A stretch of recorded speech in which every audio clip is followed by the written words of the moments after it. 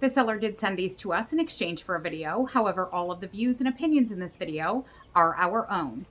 In the box, you are going to have 4 LED light bars, 4 plugs if you would like to plug these in. There are also hardwire options. You have 4 hardwire option plugs, and then you have connector cords. If you would like to use just one plug, you can connect the light strips together and then have the last one go into a plug and have the other ones connected using the connector pieces. These ones here are for the hardwire option.